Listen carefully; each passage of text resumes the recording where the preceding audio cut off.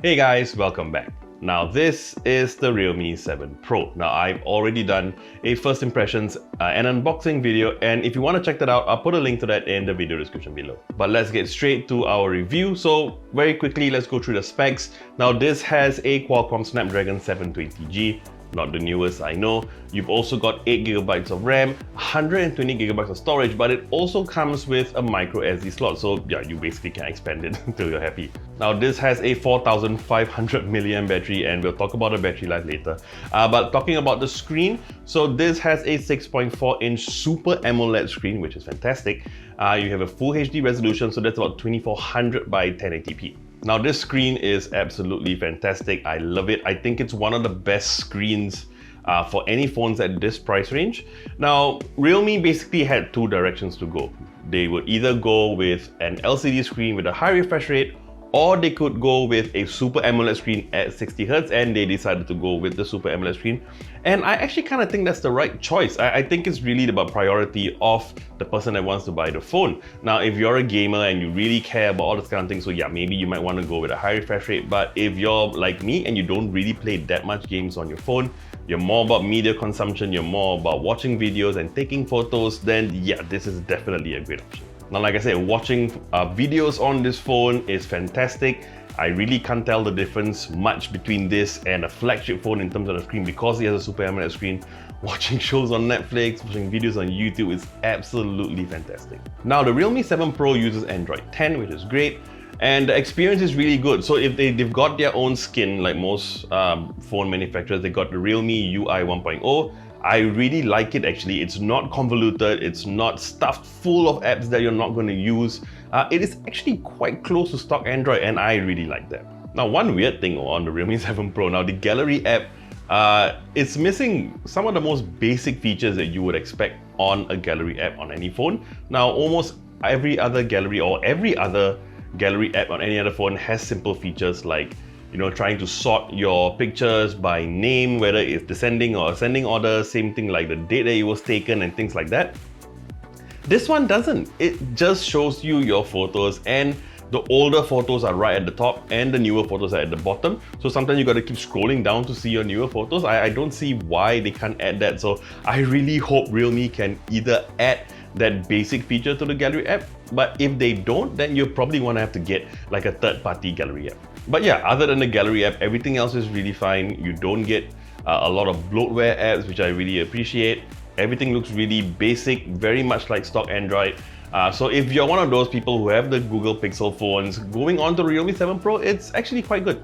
Now, one thing I want to point out though, a good friend of mine actually made this excellent point when we were out for dinner, and he said that, yeah, I mean, a lot of phones that I review are really good out of the box. And well, yeah, that's true, because I mean, they are basically at factory reset, you know. There are no extra apps that are inside, there are no like additional updates, and it's true because a lot of phones, after you install a lot of updates, after you install all the apps, after a long period of time, sometimes you do get to have some issues where it does slow down. But unfortunately, because I actually have to return the phone, I can't like test out the phone for 6 months or for a year. So I can't vouch for that. But what I can say is right now, I have not had any issues. I have installed a few games, a few apps just to test it out. And it has been really smooth. And the battery life, like I mentioned, it has a 4500 mAh battery, and what can I say? The battery life is excellent, right? So I use the phone when I went out to take pictures and videos. I went to Marina Bay Sands, I even went to the zoo. And it would last me 2 full days, even though I'm taking a lot of pictures, taking a lot of videos, especially if it does drain your battery. It still lasted me 2 whole days. And when the battery does run out, it has a 65 watt, what they call super dart charging, which is really, really fast. Like, I charged the phone, it went up to 50% in like less than 15 minutes.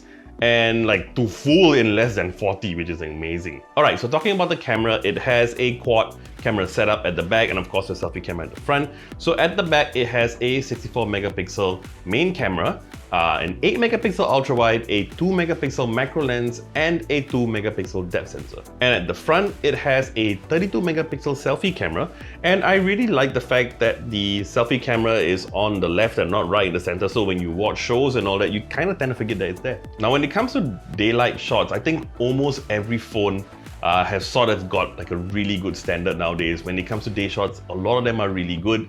It's hard to tell them apart unless you really nitpick and zoom into all the pictures, then you start to see the difference. But I mean, taking day shots on this is fantastic, whether it's on the main camera or it's on the ultra wide, really, really good.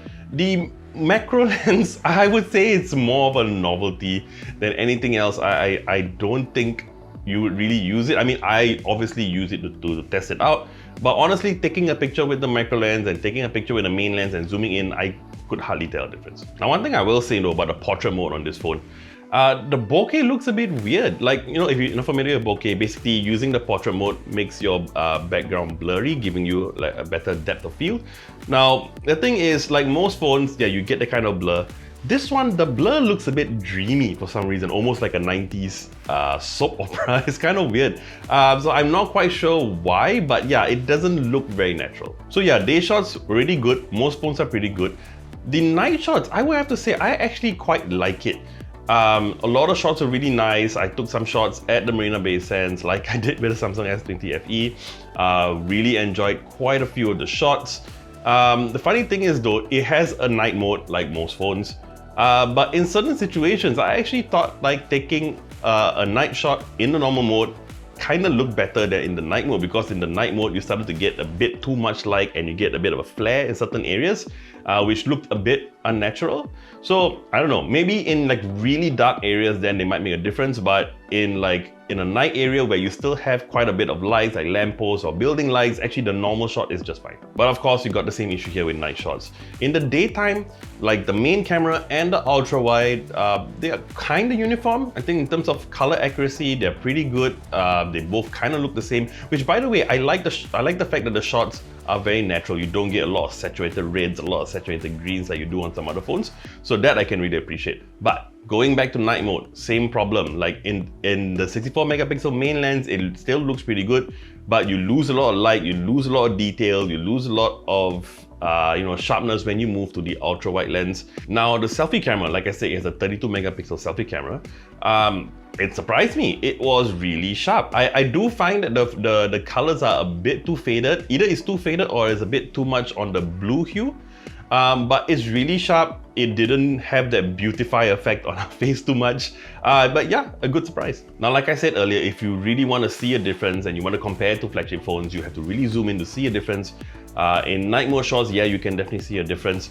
And you're never going to get flagship level pictures in terms of technical quality, and that's fine. It's unfair to expect that. But what I've really enjoyed about this phone and what I really appreciate about Realme in terms of the direction and the priorities of the phone is to take more fun photos than like really technically good photos. Now, what do I mean by that? So like very similar to the Oppo Reno 4 Pro that I reviewed some time back, it is full of different filters and effects that are not just fun, but also really polished. And when you take photos, it has this sort of like a different color, almost like changing the hue of a photo. It looked really good. It really, really impressed me. And I really think that's the right direction to go for cameras on this sort of phones at this price range, because you can't expect it to be like super good quality, super sharp and all that. It is definitely good enough, but you sort of prioritize taking fun photos, good effects, good colors, good filters. I definitely think that's the right choice.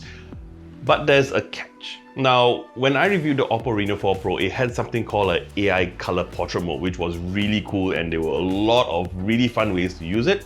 So how it works is it makes your background black and white, but any persons in the shot will be in color, and that's really nice. But here's where it gets a little weird. Now, on the Realme 7 Pro, this AI color portrait mode only works in video. Like, I was looking everywhere for it on the photo mode and I couldn't find it, which I think is really weird, because that particular AI color portrait mode, I think works better in photos anyway. So to have it in video is kind of cool, but I really think for that effect, it works better on photos. So Realme, if you're watching this, please add it to your photos as well. I don't see why you can't. Alright, so let's talk about the price. So the Oppo Reno 4 Pro comes in at about 499 Singapore dollars, and in my opinion, that's actually pretty good value. I mean, the phone that I reviewed sometime and I talked about earlier, the Oppo Reno 4 Pro, very similar in terms of specs, also had the same chipset, It had a similar camera. It also has a lot of really nice filters, although it does have a few more features. The screen, although this one has a Super AMOLED screen, that one had an LCD screen with a high refresh rate. But other than that, really similar. And that one is like, what, $799 if I'm not mistaken? So it's a lot more expensive. So the fact that you're getting something very similar for about $499 makes this really good value. And I love the fact that we are at an age now where buying a budget phone or buying a mid-range phone doesn't mean that you don't get a smooth experience on Android. I mean, in terms of using it for normal everyday use, like using simple apps, messaging apps, browsing, making phone calls, you really cannot tell the difference between something that costs like $499 to something that costs maybe 3 times the price. There's really no difference. I mean, you get a really smooth experience on Android 10 on this phone. You get excellent battery life. You know, for most people, you're gonna get 2 days of use. You get a really nice screen, no issues with the screen at all.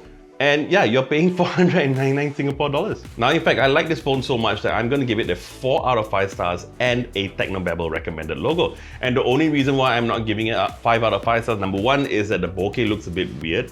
And the other thing is add AI color portrait mode to photos, not just your videos. Alright, so that about wraps up my review of the Realme 7 Pro. Now, if you like this video, you know what to do, and I would love it if you would subscribe to our channel and hit the bell icon to receive notifications on our next video.